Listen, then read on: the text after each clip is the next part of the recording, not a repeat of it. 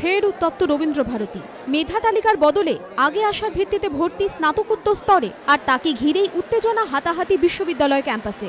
আবেদনকারীদের অভিযোগ, ভর্তির লাইন থাকা সত্ত্বেও তৃণমূল ছাত্র পরিষদ প্রভাব খাটিয়ে ভর্তি প্রক্রিয়া নিয়ন্ত্রণ করেছে। অনেকেরই অভিযোগ, ভোট থেকে লাইন দেওয়া সত্ত্বেও ভর্তি হতে পারেননি তাঁরা। অভিযোগ অস্বীকার করেছে তৃণমূল ছাত্র পরিষদ। রবীন্দ্র ভারতী নিয়ে অনেকের মধ্যে অনেক অ্যালার্জি আছে স্যার।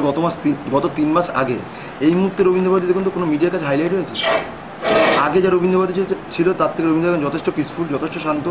এখন আমরা ছাত্ররা, শিক্ষকরা, কর্মীবন্ধুরা সব একত্রিত মিলে একসাথে কাজ করি। মেধা তালিকা মেনে ভর্তি নেবার পরও বিভিন্ন বিভাগে একাধিক আসন খালি থাকায় বিশ্ববিদ্যালয়ের ওয়েবসাইটে আগে আসার ভিত্তিতে ভর্তির নির্দেশিকা জারি করা হয়।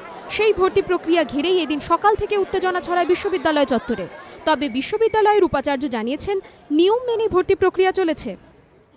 এবারে আমাদের ভর্তি পর্ষদ যেটা সিদ্ধান্ত নিয়েছিলেন সেটা হচ্ছে যে 28শে সেপ্টেম্বর শেষ তারিখ ভর্তির, এরপরে আর কোনো ভর্তি নেওয়া হবে না। সেই আসনগুলো পূরণের জন্য আগে এলে আগে সুযোগ পাওয়া যাবে এই ভিত্তিতে, কিন্তু ওই মেরিট তালিকা, মেধা তালিকাকে মান্যতা দিয়ে তাহলে সেই ভিত্তিতে ভর্তি নেওয়া হবে। কালকে রাত্রির থেকে বাইরে অপেক্ষা করছিলেন, সেটাও আমি শুনিনি এখন পর্যন্ত। ভেতরে না সেরকম কিন্তু আমার কাছে কোনো অভিযোগ কেউ করেনি এখন পর্যন্ত। কিন্তু মেধাকে উপেক্ষা করে কেন রবীন্দ্র ভারতীর মতো বিশ্ববিদ্যালয়ে আগে আসার ভিত্তিতে ভর্তি প্রক্রিয়া চালু করলো? উচ্চশিক্ষায় আগে আসার মতো বিষয়কে গুরুত্ব দেওয়া হলে মেধার স্থান কোথায়? প্রশ্ন উঠছে। বিতর্ক শুরু হয়েছে বিভিন্ন মহলে। চন্দন সেনগুপ্ত রিপোর্ট, এবিপি আনন্দ, কলকাতা।